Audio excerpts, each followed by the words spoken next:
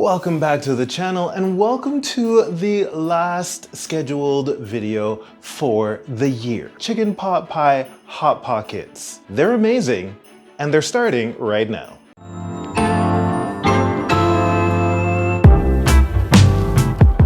So this recipe is really good if you've got like a bunch of leftovers and you don't know what to do. And even if you don't, you can just use up whatever else you have in the fridge. So I'm beginning with 1 package of minced chicken. I'm adding just a little bit of olive oil to a pan. To that, I'm adding the minced chicken and I'm gonna let that cook for a couple of minutes. While it's doing that, I'm gonna add in some salt and pepper. Nothing more because all the other flavors are gonna happen later on. While that is cooking and doing its delicious thing, we've got some chopping up to do. First things first, you want to chop up 1 potato. About medium size would be good. You want to chop it up into like little squares, really cute like, nice and small. You're also going to chop up into small pieces a carrot and 1 stalk of celery. And in preparation of the second part of this recipe, you also want to get about ½ cup of frozen peas. That's about 70 grams.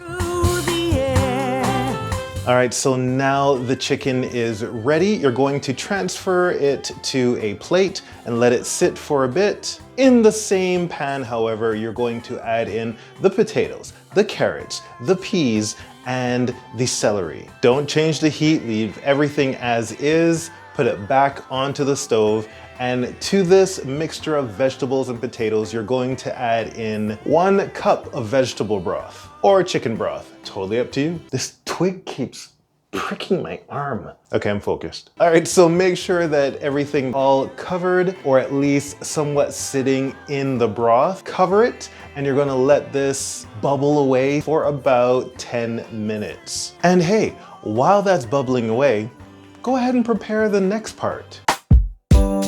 So while you're waiting, go ahead and chop up 2 shallots or shallots and 2 cloves of garlic. Just blitz those up. You also want to have ready to go 1 tablespoon of butter, 1 cup of milk. I'm using almond milk, about 220 milliliters, and 1 tablespoon of flour. Now, full disclosure, I'm not using everything that's like full-on dairy, full-on meat related. So like I'm using almond milk, I'm using vegan butter. So there's a lot of options. If you are vegan, like go with tofu, go with vegetables as your filling, like just straight up vegetables with your filling to go with the roux that we're about to make.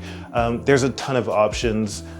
This is just kind of, you know, another option for you to consider. All right, so the next thing you want to do now, hopefully after the 10 minutes, the potatoes, especially when you prick them with a fork, they should be nice and soft. If they're not, and there's still a little liquid left at the bottom of the pan, let it go just a little bit longer, but you also want to make sure that the pan is almost completely dried out from the liquid. Once that is done, move that mixture onto the same plate as the chicken, put the pan back on the stove, add your butter and your onions and garlic. Saute that mixture just for a very short period of time because then you're going to add the flour, and as you're adding the milk, quickly stir so that you don't get lumps. Don't confuse the lumps of like garlic and onions for lumps of flour. I may or may not have done that a couple of times and like stressed out, but whatever. Make sure that the heat is still on high or medium high heat because you will notice just after a couple of minutes that the mixture will begin to thicken. While it's thickening up, don't forget to add in a little salt, a little black pepper, parsley, and thyme. And because it's the holidays, go ahead and add in just a smidgen of nutmeg. And you'll know that your sauce has nicely thickened up when you can drag the spoon along the bottom of the pan and it takes forever for the sauce to come back together. It's not a lot and you might think maybe I should add more flour, more milk.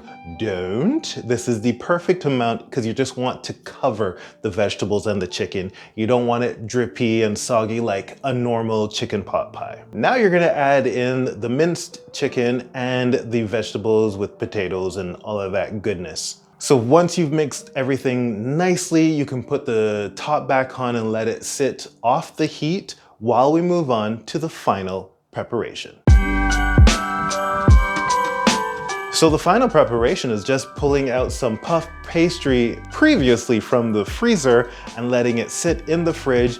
Don't take it out until it's ready because puff pastry does not like sitting out in the heat. And depending on what you get, like if you get long sheets or if you get like a block, you'll either have to roll it out a little or a lot. So with the pastry that I got, I rolled it out just enough so I could get 3 long rectangles. And all I did was add the filling at the bottom of each rectangle and pulled the top over to the bottom. I kind of pressed it just a little bit, but then I got a fork and I pressed down all around the edges to make sure it's properly sealed. I transfer them over to a pan, like a cookie sheet, with some parchment paper because I'm not cleaning up over the holidays. And then it's gonna get an egg wash, 1 egg and 1 teaspoon of water, and brush each pastry, poke little holes, pop them into the oven at 400 degrees for 20 to 25 minutes.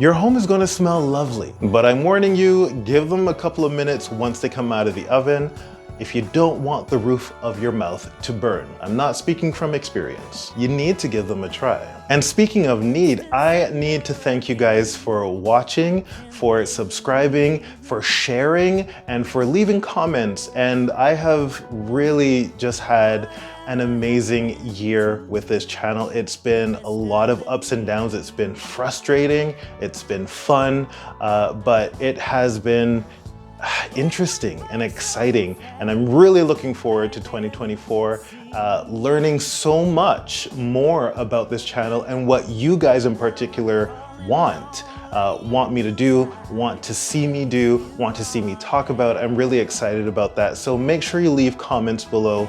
Let me know what you'd like to see for 2024. And you know, if you've been watching for years, thank you. I immensely appreciate it. If you've been watching since last week, thank you. I immensely appreciate it.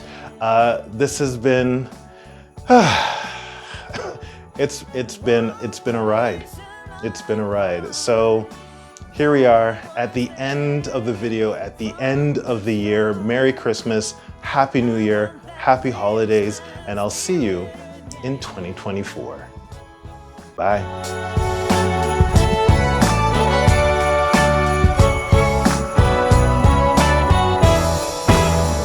I find myself